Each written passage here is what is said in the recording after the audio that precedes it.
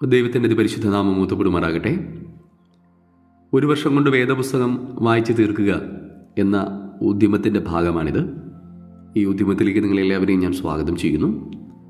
ഇന്ന് ദിവസം 14, വായന ഭാഗം ഉൽപ്പത്തി പുസ്തകം 40-ാമത്തെ അധ്യായം. അനന്തരം മിസ്രായിം രാജാവിൻ്റെ പാനപാത്രവാഹകനും അപ്പക്കാരനും മിസ്രായിം രാജാവായ തങ്ങളുടെ യജമാനനോട് കുറ്റം ചെയ്തു. ഫറവോൻ പാനപാത്രവാഹകന്മാരുടെ പ്രമാണിയും അപ്പക്കാരുടെ പ്രമാണിയുമായ തൻ്റെ 2 ഉദ്യോഗസ്ഥന്മാരോട് കോപിച്ചു. അവരെ അകമ്പടി നായകന്റെ വീട്ടിൽ യോസഫ് ബദ്ധനായി കിടന്ന കാരാഗൃഹത്തിൽ ആക്കി. അകമ്പടി നായകൻ അവരെ യോസഫിന്റെ പക്കൽ ഏൽപ്പിച്ചു. അവൻ അവർക്ക് ശുശ്രൂഷ ചെയ്തു. അവർ കുറെ കാലം തടവിൽ കിടന്നു.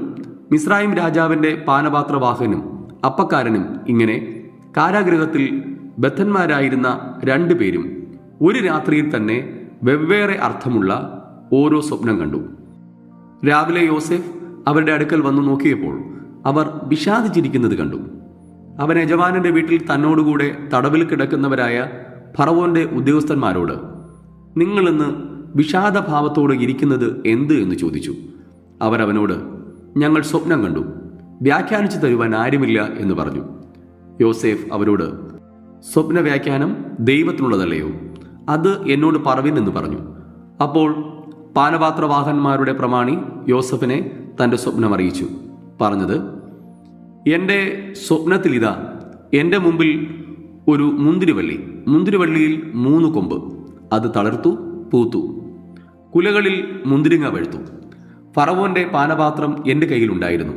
ഞാൻ മുന്തിരിപ്പഴം പറിച്ച് ഫറവോന്റെ പാനപാത്രത്തിൽ പിഴിഞ്ഞ് പാനപാത്രം ഫറവോന്റെ കയ്യിൽ കൊടുത്തു.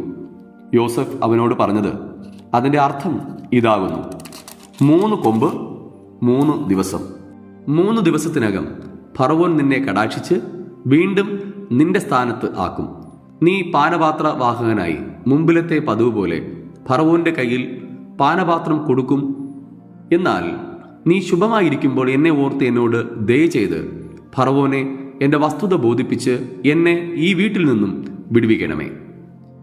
എന്നെ എബ്രായരുടെ ദേശത്ത് നിന്ന് കട്ടുകൊണ്ടു പോന്നതാകുന്നു. ഈ കുണ്ടറയിൽ എന്നെ ഇടേണ്ടതിന് ഞാൻ ഇവിടെയും യാതൊന്നും ചെയ്തിട്ടില്ല. അർത്ഥം നല്ലതെന്ന് അപ്പക്കാരുടെ പ്രമാണിയെ കണ്ടിട്ട് യോസഫിനോട്, ഞാനും സ്വപ്നത്തിൽ എൻ്റെ തലയിൽ വെളുത്ത അപ്പമുള്ള 3 കുട്ട കണ്ടു. മേലത്തെ കുട്ടയിൽ ഫറവോന്റെ വക അപ്പത്തരങ്ങളൊക്കെയും ഉണ്ടായിരുന്നു. പക്ഷികൾ എൻ്റെ തലയിലെ കുട്ടയിൽ നിന്ന് അവയെ തിന്നുകളഞ്ഞു എന്ന് പറഞ്ഞു. അതിന് യോസേഫ്, അതിൻ്റെ അർത്ഥം ഇതാകുന്നു, 3 കുട്ട 3 ദിവസം. 3 ദിവസത്തിനകം ഫറവോൻ നിന്റെ തല വെട്ടി നിന്നെ ഒരു മരത്തിന്മേൽ തൂക്കും. പക്ഷികൾ നിന്റെ മാംസം തിന്നുകളയും എന്നുത്തരം പറഞ്ഞു. 3-ാം നാളിൽ ഫറവോന്റെ തിരുനാളിൽ അവൻ തൻ്റെ സകല ദാസന്മാർക്കും ഒരു വിരുന്ന് കഴിച്ചു. തൻ്റെ ദാസന്മാരുടെ മധ്യേ പാനപാത്രവാഹകന്മാരുടെ പ്രമാണിയെയും അപ്പക്കാരുടെ പ്രമാണിയെയും ഓർത്തു. പാനപാത്രവാഹകന്മാരുടെ പ്രമാണിയെ ഫറവോന്റെ കയ്യിൽ പാനപാത്രം കൊടുക്കേണ്ടതിന് വീണ്ടും അവന്റെ സ്ഥാനത്താക്കി. അപ്പക്കാരുടെ പ്രമാണിയെയോ അവൻ തൂക്കിച്ചു. യോസേഫ് അർത്ഥം പറഞ്ഞതുപോലെ തന്നെ.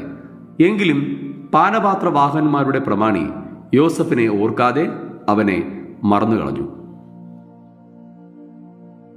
ഉൽപ്പത്തി പുസ്തകം 41-ാമത്തെ അധ്യായം.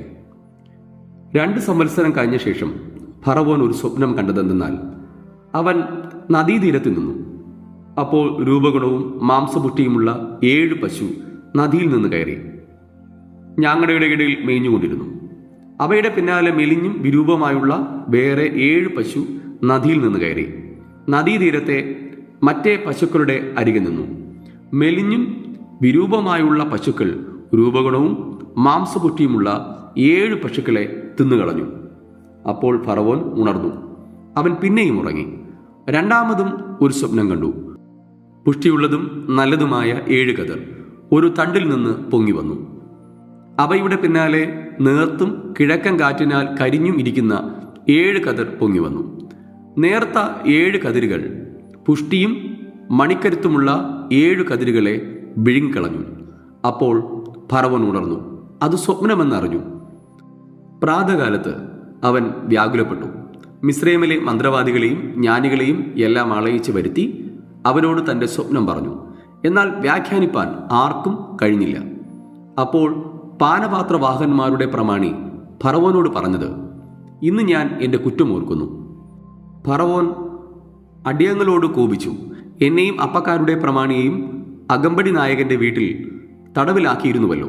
അവിടെ വെച്ച് ഞാനും അവനും ഒരു രാത്രിയിൽ തന്നെ സ്വപ്നം കണ്ടു. വെവ്വേറെ അർത്ഥമുള്ള സ്വപ്നമായിരുന്നു ഓരോരുത്തൻ കണ്ടത്. അവിടെ അകമ്പടി നായകന്റെ ദാസനായ ഒരു എബ്രായ യൗവനക്കാരൻ ഞങ്ങളോട് കൂടെ ഉണ്ടായിരുന്നു. ഞങ്ങൾ അവനോട് സ്വപ്നമറിയിച്ചാറെ അവൻ സ്വപ്നങ്ങളെ വ്യാഖ്യാനിച്ചു. ഓരോരുത്തന് താൻ തന്നെ സ്വപ്നത്തിന്റെ അർത്ഥം പറഞ്ഞു തന്നു. അവൻ അർത്ഥം പറഞ്ഞതുപോലെ തന്നെ സംഭവിച്ചു. എന്നെ വീണ്ടും സ്ഥാനത്ത് ആക്കുകയും മറ്റവനെ തൂക്കിക്കളയുകയും ചെയ്തുവല്ലോ. ഉടനെ ഫറവോൻ ആളയിച്ചു യോസഫിനെ വിളിപ്പിച്ചു. അവർ അവനെ വേഗത്തിൽ കുണ്ടറയിൽ നിന്ന് ഇറക്കി. അവൻ ക്ഷൗരം ചെയ്യിച്ചു. വസ്ത്രം മാറി ഫറവോന്റെ അടുക്കൽ ചെന്നു. ഫറവോൻ യോസഫിനോട്, ഞാനൊരു സ്വപ്നം കണ്ടു, അതിനെ വ്യാഖ്യാനിപ്പാൻ ആരുമില്ല. എന്നാൽ നീ ഒരു സ്വപ്നം കേട്ടാൽ വ്യാഖ്യാനിക്കുമെന്ന് നിന്നെക്കുറിച്ച് ഞാൻ കേട്ടിരിക്കുന്നു എന്ന് പറഞ്ഞു. അതിന് യോസേഫ് ഫറവോനോട്, ഞാനല്ല, ദൈവം തന്നെ ഫറവോന് ശുഭമായൊരു ഉത്തരം നൽകുമെന്ന് പറഞ്ഞു. പിന്നെ ഫറവോൻ യോസഫിനോട് പറഞ്ഞത്, എൻ്റെ സ്വപ്നത്തിൽ ഞാൻ നദീതീരത്ത് നിന്നു. അപ്പോൾ മാംസപുഷ്ടിയും രൂപഗുണവുമുള്ള 7 പശു നദിയിൽ നിന്ന് കയറി ഞാങ്ങണയുടെ ഇടയിൽ മേഞ്ഞുകൊണ്ടിരുന്നു. അവയുടെ പിന്നാലെ ക്ഷീണിച്ചും മെലിഞ്ഞും എത്രയും വിരൂപവുമായുള്ള വേറെ 7 പശു കയറി വന്നു. അത്ര വിരൂപമായവയെ ഞാൻ മിസ്രയീം ദേശത്ത് എങ്ങും കണ്ടിട്ടില്ല. എന്നാൽ മെലിഞ്ഞും വിരൂപമായുള്ള പശുക്കൾ പുഷ്ടിയുള്ള മുമ്പിലത്തെ 7 പശുക്കളെ തിന്നുകളഞ്ഞു. ഇവ അവയുടെ വയറ്റിൽ ചെന്നിട്ടും വയറ്റിൽ ചെന്നു എന്ന് അറിവാനില്ലായിരുന്നു. അവ മുമ്പിലത്തെ പോലെ തന്നെ വിരൂപമുള്ളവയായിരുന്നു.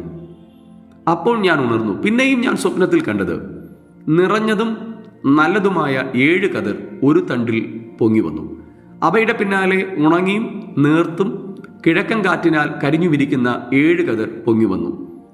നേർത്ത കതിരുകൾ 7 നല്ല കതിരുകളെ വിഴുങ്ങിക്കളഞ്ഞു. ഇത് ഞാൻ മന്ത്രവാദികളോട് പറഞ്ഞു, എന്നാൽ വ്യാഖ്യാനിപ്പാൻ ആർക്കും കഴിഞ്ഞില്ല. അപ്പോൾ യോസഫ് ഫറവോനോട് പറഞ്ഞത്, ഫറവോന്റെ സ്വപ്നം ഒന്ന് തന്നെ. താൻ ചെയ്യുവാൻ ഭാവിക്കുന്നത് ദൈവം ഫറവോന് വെളിപ്പെടുത്തിയിരിക്കുന്നു. 7 നല്ല പശു 7 സംവത്സരം, നല്ല കതിരും 7 സംവത്സരം. സ്വപ്നം ഒന്ന് തന്നെ. അവയുടെ പിന്നാലെ കയറി വന്ന മെലിഞ്ഞും വിരൂപമായുള്ള 7 പശുവും കിഴക്കൻ കാറ്റിനാൽ കരിഞ്ഞ് പതിരായുള്ള 7 കതിരും 7 സംവത്സരം. അവ ക്ഷാമമുള്ള 7 സംവത്സരമാകുന്നു. ദൈവം ചെയ്യുവാൻ ഭാവിക്കുന്നത് ഫറവോന് കാണിച്ചു തന്നിരിക്കുന്നു. അതാകുന്നു ഞാൻ ഫറവോനോട് പറഞ്ഞത്. മിസ്രയീം ദേശത്തൊക്കെയും ബഹു സുഭിക്ഷമായ 7 സംവത്സരം വരും. അത് കഴിഞ്ഞിട്ട് ക്ഷാമമുള്ള 7 സംവത്സരം വരും. അപ്പോൾ മിസ്രയീം ദേശത്ത് ആ സുഭിക്ഷതയൊക്കെയും മറന്നിരിക്കും. ക്ഷാമത്താൽ ദേശമൊക്കെയും ക്ഷയിച്ചു പോകും. പിൻവരുന്ന ക്ഷാമം അതികഠിനമായിരിക്കയാൽ ദേശത്തുണ്ടായിരുന്ന സുഭിക്ഷത അറിയാതെയായി പോകും. ഫറവോന് സ്വപ്നം 2 വട്ടം ഉണ്ടായതോ കാര്യം ദൈവത്തിന്റെ മുമ്പാകെ സ്ഥിരമായിരിക്കൊണ്ടും ദൈവം അതിനെ വേഗത്തിൽ വരുത്തുവാനിരിക്കൊണ്ടുമാകുന്നു.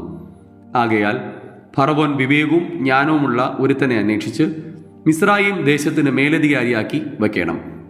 അതുകൂടാതെ ഫറവോൻ ദേശത്തിന്മേൽ വിചാരകന്മാരെ ആക്കി സുഭിക്ഷതയുള്ള 7 സംവത്സരത്തിൽ മിസ്രയീം ദേശത്തിലെ വിളവിൽ 5 വാങ്ങണം.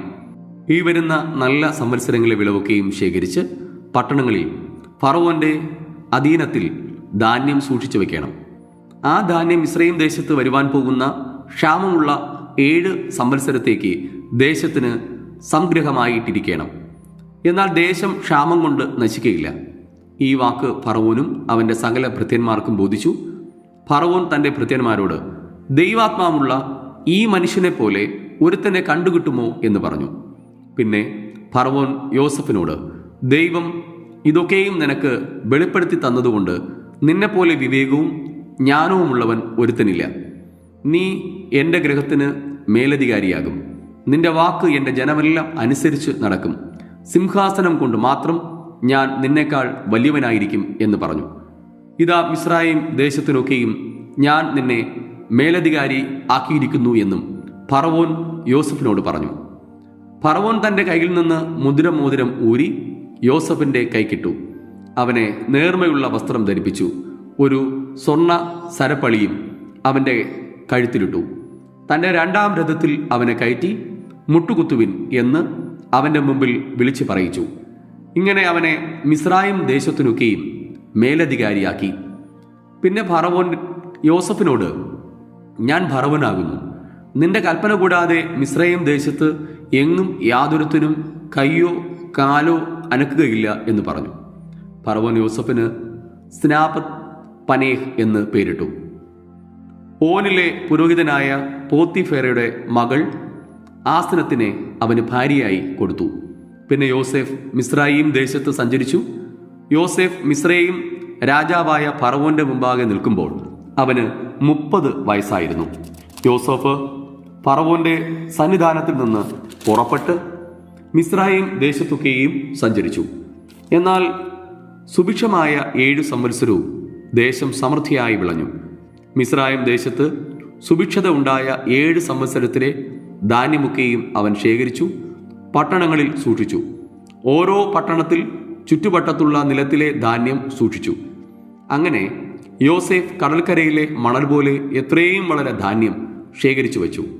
അളപ്പാൻ കഴിവില്ലായകയാൽ അളവ് നിർത്തിക്കളഞ്ഞു. ക്ഷാമകാലം വരും മുമ്പേ യോസഫിന് 2 പുത്രന്മാർ ജനിച്ചു. അവരെ ഓനിലെ പുരോഹിതനായ പോത്തിഫറയുടെ മകൾ ആസനത്ത് പ്രസവിച്ചു. എൻ്റെ സകല കഷ്ടതയും എൻ്റെ പിതൃഭവനമൊക്കെയും ദൈവം എന്നെ മറക്കുമാറാക്കി എന്ന് പറഞ്ഞു. യോസഫ് തൻ്റെ ആദ്യജാതന് മനേശെ എന്ന് പേരിട്ടു. സങ്കടദേശത്ത് ദൈവം എന്നെ വർദ്ധിപ്പിച്ചു എന്ന് പറഞ്ഞ് അവൻ രണ്ടാമത്തവന് എഫ്രായിം എന്ന് പേരിട്ടു. മിസ്രയീം ദേശത്തുണ്ടായ സുഭിക്ഷതയുള്ള 7 സംവത്സരം കഴിഞ്ഞപ്പോൾ യോസേഫ് പറഞ്ഞതുപോലെ ക്ഷാമമുള്ള 7 സംവത്സരം തുടങ്ങി. സകല ദേശങ്ങളിലും ക്ഷാമമുണ്ടായി. എന്നാൽ മിസ്രയീം ദേശത്ത് എല്ലായിടവും ആഹാരം ഉണ്ടായിരുന്നു. പിന്നെ മിസ്രയീം ദേശത്ത് എല്ലായിടവും ക്ഷാമമുണ്ടായപ്പോൾ ജനങ്ങൾ ആഹാരത്തിനായി ഫറവോനോട് നിലവിളിച്ചു. ഫറവോൻ മിസ്രയീമ്യരോടൊക്കെയും, നിങ്ങൾ യോസഫിന്റെ അടുക്കൽ ചെല്ലുവിൻ, അവൻ നിങ്ങളോട് പറയും പോലെ ചെയ്യുവിൻ എന്ന് പറഞ്ഞു. ക്ഷാമം ഭൂതലത്തിലൊക്കെയും ഉണ്ടായി. യോസേഫ് പാണ്ഡികശാലകളൊക്കെയും തുറന്നു മിസ്രയീമ്യർക്ക് ധാന്യം വിറ്റു. ക്ഷാമം മിസ്രയീം ദേശത്തും കഠിനമായി തീർന്നു. ഭൂമിയിലെങ്ങും ക്ഷാമം കഠിനമായി തീർന്നതുകൊണ്ട് സകല ദേശക്കാരും ധാന്യം കൊള്ളുവാൻ മിസ്രയീമിൽ യോസഫിന്റെ അടുക്കൽ വന്നു. ഉൽപ്പത്തി പുസ്തകം 42 അധ്യായം. മിസ്രയീമിൽ ധാന്യമുണ്ടെന്ന് യാക്കോബ് അറിഞ്ഞപ്പോൾ തൻ്റെ പുത്രന്മാരോട്, നിങ്ങൾ തമ്മിൽ തമ്മിൽ നോക്കി നിൽക്കുന്നതെന്ത്? മിസ്രയീമിൽ ധാന്യമുണ്ടെന്ന് ഞാൻ കേട്ടിരിക്കുന്നു. നാം മരിക്കാതെ ജീവിച്ചിരിക്കേണ്ടതിന് അവിടെ ചെന്ന് അവിടെ നിന്ന് നമുക്ക് ധാന്യം കൊള്ളുവിൻ എന്ന് പറഞ്ഞു. യോസഫിന്റെ സഹോദരന്മാർ 10 പേർ മിസ്രയീമിൽ ധാന്യം കൊള്ളുവാൻ പോയി. എന്നാൽ യോസഫിന്റെ അനുജനായ ബെന്യാമീന് പക്ഷേ വല്ല ആപത്തും ഭവിക്കുമെന്ന് വെച്ച് യാക്കോബ് അവനെ സഹോദരന്മാരോട് കൂടെ അയച്ചില്ല. അങ്ങനെ ധാന്യം കൊള്ളുവാൻ വന്നവരുടെ ഇടയിൽ ഇസ്രായേലിന്റെ പുത്രന്മാരും വന്നു. കനാൻ ദേശത്തും ക്ഷാമം ഉണ്ടായിരുന്നുവല്ലോ. യോസേഫ് ദേശത്തിന് അധിപതിയായിരുന്നു. അവൻ തന്നെയായിരുന്നു ദേശത്തിലെ സകല ജനങ്ങൾക്കും ധാന്യം വിറ്റത്. യോസഫിന്റെ സഹോദരന്മാരും വന്ന് അവനെ സാഷ്ടാംഗം നമസ്കരിച്ചു. യോസേഫ് തൻ്റെ സഹോദരന്മാരെ കണ്ടാറെ അവരെ അറിഞ്ഞു. എങ്കിലും അറിയാത്ത ഭാവം നടിച്ച് അവരോട് കഠിനമായി സംസാരിച്ചു. നിങ്ങൾ എവിടെ നിന്ന് വരുന്നു എന്ന് അവരോട് ചോദിച്ചതിന്, ആഹാരം കൊള്ളുവാൻ കനാൻ ദേശത്ത് നിന്ന് വരുന്നു എന്ന് അവർ പറഞ്ഞു. യോസേഫ് സഹോദരന്മാരെ അറിഞ്ഞു. എങ്കിലും അവർ അവനെ അറിഞ്ഞില്ല. യോസേഫ് അവരെക്കുറിച്ച് കണ്ടിരുന്ന സ്വപ്നങ്ങളോർത്ത് അവരോട്, നിങ്ങൾ ഒറ്റുകാരാകുന്നു, ദേശത്തിൻ്റെ ദുർബല ഭാഗം നോക്കുവാൻ നിങ്ങൾ വന്നിരിക്കുന്നു എന്ന് പറഞ്ഞു. അവർ അവനോട്, അല്ല യജമാനനെ, അടിയങ്ങൾ ആഹാരം കൊള്ളുവാൻ വന്നിരിക്കുന്നു. ഞങ്ങൾ എല്ലാവരും ഒരാളുടെ മക്കൾ, ഞങ്ങൾ പരമാർത്ഥികളാകുന്നു, അടിയങ്ങൾ ഒറ്റുകാരല്ല എന്ന് പറഞ്ഞു. അവൻ അവരോട്, അല്ല, നിങ്ങൾ ദേശത്തിലെ ദുർബല ഭാഗം നോക്കുവാൻ വന്നിരിക്കുന്നു എന്ന് പറഞ്ഞു. അതിന് അവർ, അടിയങ്ങൾ കനാൻ ദേശത്തിലുള്ള ഒരാളുടെ മക്കൾ, 12 സഹോദരന്മാരാകുന്നു. ഇളയവൻ ഇന്ന് ഞങ്ങളുടെ അപ്പൻ്റെ അടുക്കലുണ്ട്, ഒരുത്തൻ ഇപ്പോൾ ഇല്ല എന്ന് പറഞ്ഞു. യോസേഫ് അവരോട് പറഞ്ഞത്, ഞാൻ പറഞ്ഞതുപോലെ നിങ്ങൾ ഒറ്റുകാർ തന്നെ. ഇതിനാൽ ഞാൻ നിങ്ങളെ പരീക്ഷിക്കും. നിങ്ങളുടെ ഇളയ സഹോദരൻ ഇവിടെ വന്നല്ലാതെ ഫറവോനാണെ നിങ്ങൾ ഇവിടെ നിന്ന് പുറപ്പെടുകയില്ല. നിങ്ങളുടെ സഹോദരനെ കൂട്ടിക്കൊണ്ടുവരുവാൻ നിങ്ങളിൽ ഒരുത്തനെ അയപ്പിൻ. നിങ്ങളോ ബദ്ധന്മാരായിരിക്കണം. നിങ്ങൾ നേരുള്ളവരോ എന്ന് നിങ്ങളുടെ വാക്ക് പരീക്ഷിച്ചറിയാമല്ലോ. അല്ലെന്ന് വരികിൽ ഫറവോനാണേ നിങ്ങൾ ഒറ്റുകാർ തന്നെ. അങ്ങനെ അവൻ അവരെ 3 ദിവസം തടവിലാക്കി. 3-ാം ദിവസം യോസേഫ് അവരോട് പറഞ്ഞത്, ഞാൻ ദൈവത്തെ ഭയപ്പെടുന്നു. നിങ്ങൾ ജീവിച്ചിരിക്കേണ്ടതിന് ഇത് ചെയ്യുവിൻ. നിങ്ങൾ പരമാർത്ഥികൾ എങ്കിൽ നിങ്ങളുടെ ഒരു സഹോദരൻ കാരാഗൃഹത്തിൽ കിടക്കട്ടെ. നിങ്ങൾ പുറപ്പെട്ട് നിങ്ങളുടെ വീടുകളിലെ ബുദ്ധിമുട്ടിന് ധാന്യം കൊണ്ടുപോകുവിൻ. എന്നാൽ നിങ്ങളുടെ ഇളയ സഹോദരനെ എൻ്റെ അടുക്കൽ കൊണ്ടുവരേണം. അതിനാൽ നിങ്ങളുടെ വാക്ക് നേരെന്ന് തെളിയും. നിങ്ങൾ മരിക്കേണ്ടി വരികയില്ല. അവർ അങ്ങനെ സമ്മതിച്ചു. ഇത് നമ്മുടെ സഹോദരനോട് നാം ചെയ്ത ദ്രോഹമാകുന്നു. അവൻ നമ്മോട് കെഞ്ചിയപ്പോൾ നാം അവൻ്റെ പ്രാണസങ്കടം കണ്ടാറേയും അവൻ്റെ അപേക്ഷ കേട്ടില്ലല്ലോ. അതുകൊണ്ട് ഈ സങ്കടം നമുക്ക് വന്നിരിക്കുന്നു എന്ന് അവർ തമ്മിൽ പറഞ്ഞു. അതിന് രൂബേൻ, ബാലനോട് ദോഷം ചെയ്യരുതെന്ന് ഞാൻ നിങ്ങളോട് പറഞ്ഞില്ലയോ? എന്നിട്ടും നിങ്ങൾ കേട്ടില്ല. ഇപ്പോൾ ഇതാ അവൻ്റെ രക്തം നമ്മോട് ചോദിക്കുന്നു എന്ന് അവരോട് പറഞ്ഞു. യോസേഫ് അവരോട് സംസാരിച്ചത് ദ്വിഭാഷി മുഖാന്തരം ആയിരുന്നതുകൊണ്ട് അവൻ ഇത് ഗ്രഹിച്ചു എന്ന് അവർ അറിഞ്ഞില്ല. അവൻ അവരെ വിട്ടു മാറിപ്പോയി കരഞ്ഞു. പിന്നെ അവരുടെ അടുക്കൽ വന്ന് അവരോട് സംസാരിച്ച് അവരുടെ കൂട്ടത്തിൽ നിന്ന് ശിമയോനെ പിടിച്ച് അവർ കാണെ ബന്ധിച്ചു. അവരുടെ ചാക്കിൽ ധാന്യം നിറപ്പാനും അവരുടെ ദ്രവ്യം അവനവൻ്റെ ചാക്കിൽ തിരികെ വയ്പ്പാനും വഴിക്ക് വേണ്ടിയ ആഹാരം അവർക്ക് കൊടുപ്പാനും യോസേഫ് കൽപ്പിച്ചു. അങ്ങനെ തന്നെ അവർക്ക് ചെയ്തു കൊടുത്തു. അവർ ധാന്യം കഴുതപ്പുറത്ത് കയറ്റി അവിടെ നിന്ന് പുറപ്പെട്ടു. വഴിയമ്പലത്തിൽ വെച്ച് അവരിൽ ഒരുത്തൻ കഴുതയ്ക്ക് തീൻ കൊടുപ്പാൻ ചാക്കഴിച്ചപ്പോൾ തൻ്റെ ദ്രവ്യം ചാക്കിൽ വായ്ക്കൽ ഇരിക്കുന്നത് കണ്ട് തൻ്റെ സഹോദരന്മാരോട്, എൻ്റെ ദ്രവ്യം എനിക്ക് തിരികെ കിട്ടി, അതിതാ എൻ്റെ ചാക്കിൽ ഇരിക്കുന്നു എന്ന് പറഞ്ഞു. ഇപ്പോൾ അവരുടെ ഉള്ളം തളർന്നു. അവർ വിറച്ചു, ദൈവം നമ്മോട് ഈ ചെയ്തതെന്ത് എന്ന് തമ്മിൽ പറഞ്ഞു. അവർ കനാൻ ദേശത്ത് തങ്ങളുടെ അപ്പനായ യാക്കോബിൻ്റെ അടുക്കൽ എത്തിയാറെ തങ്ങൾക്ക് സംഭവിച്ചതൊക്കെയും അവനോട് അറിയിച്ച് പറഞ്ഞത്, ദേശത്തിലെ അധിപതിയായവൻ ഞങ്ങൾ ദേശത്തെ ഒറ്റുനോക്കുന്നവർ എന്ന് വിചാരിച്ചു. ഞങ്ങളോട് കഠിനമായി സംസാരിച്ചു.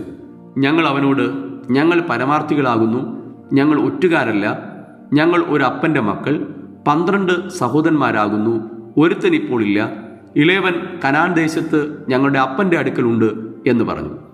അതിന് ദേശത്തിലെ അധിപതിയായവൻ ഞങ്ങളോട് പറഞ്ഞത്, നിങ്ങൾ പരമാർത്ഥികളെന്ന് ഞാൻ ഇതിനാൽ അറിയും. നിങ്ങളുടെ ഒരു സഹോദരനെ എൻ്റെ അടുക്കൽ വിട്ടേച്ച് നിങ്ങളുടെ വീടുകളിലെ ബുദ്ധിമുട്ടിന് ധാന്യം വാങ്ങിക്കൊണ്ടു പോകുവിൻ. നിങ്ങളുടെ ഇളയ സഹോദരനെ എൻ്റെ അടുക്കൽ കൊണ്ടുവരുവിൻ. അതിനാൽ നിങ്ങൾ ഒറ്റുകാരല്ല, പരമാർത്ഥികൾ തന്നെയെന്ന് ഞാൻ അറിയും.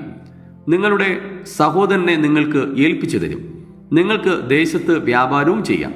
പിന്നെ അവർ ചാക്ക് ഒഴിക്കുമ്പോൾ ഇതാ ഓരോരുത്തൻ ചാക്കിൽ അവനവൻ്റെ പണക്കെട്ടിരിക്കുന്നു. അവരും അവരുടെ അപ്പനും പണക്കെട്ട് കണ്ടാറെ ഭയപ്പെട്ടു പോയി.